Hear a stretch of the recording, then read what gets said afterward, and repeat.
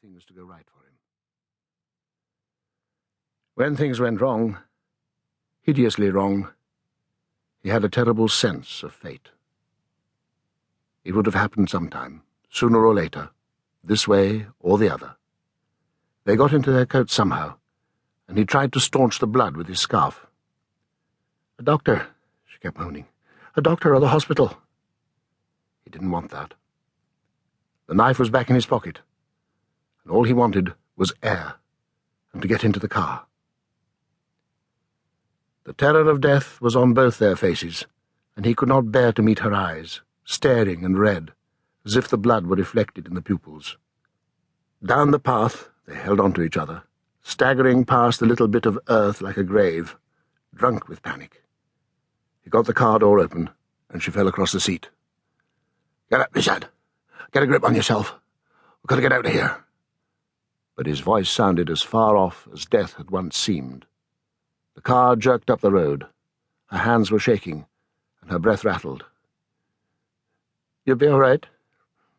It was nothing. That tiny blade. That old girl. That Ruby. Too late now." Too late. A blueprint for the last words. Music came out from Cawthorne's house as the car went past. Not a dirge, but music for dancing. The front door stood open and yellow light fell across the puddles. The car went on beyond the cottages where the street lamps came to an end. The road was a tunnel between trees from which water dripped silently, a huge wet mouth that sucked the car along its slippery tongue. Across the light, skirting the puddles, party guests came and went. Presently a young man came out with a glass in his hand. He was full of joie de vivre, but he had already exhausted the possibilities of this party. He put the glass down on top of a diesel pump. There was no one to talk to, except a sharp-faced girl going home, he guessed, because the pubs were shutting. He hailed her, declaiming loudly, "Ah, make the most of what we yet may spend, before we too into the dust descend." She grinned at him. "That's right, dear," she said. "You enjoy yourself." He was hardly in a fit state to drive, so he began to walk, buoyantly and in the faint hope of meeting someone rather special. The road to King's Markham yawned at him. He walked along it happily, not at all tired. Far away in the distance, in the throat, as it were, of this deep, wet mouth, he could see the lights of a stationary car. "What lamp," he said aloud, "had destiny to guide her little children's tumbling in the dark?" A high east wind, blowing for a day and a night, had dried the streets, and the sky was a hard, bitter blue. Only the daffodils in the florist's window showed that it was April and not December.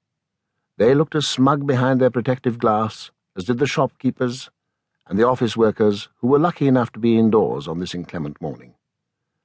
Such a one was Inspector Michael Burden, watching the High Street from his well-insulated observatory. King's Markham Police Station, a building of startling modernity, commands a view of the town, although it is separated from its nearest neighbour by a strip of green meadow. Burden was still thawing out after his cold and miserable arrival 10 minutes before. He swallowed the last of the tea Sergeant Cam had brought him. Burden was naturally lean, and his greyhound's face thin and ascetic. Conservative in dress, he was wearing a new suit this morning, and with his own sartorial correctness uppermost in his mind, he shook his head distastefully at the figure on the opposite pavement with his long hair and unconventional clothes. He sometimes wondered what men's clothes were coming to these days. Detective Constable Drayton was just one example of contemporary sloppiness, but this, an outlandish jacket of spiky fur more suited to an Eskimo, a long purple and yellow scarf, pale blue jeans and suede boots. Might as well be in Carnaby Street, Burden thought, as he settled down at his desk to read Drayton's report on the theft of some Waterford glass. Not bad, considering his youth and inexperience. Drayton was shaping up well, but there were facts omitted. If you wanted anything done in this world, he thought aggrievedly, you mostly had to do it for yourself. He took his raincoat from the hook and went downstairs. In the foyer, with its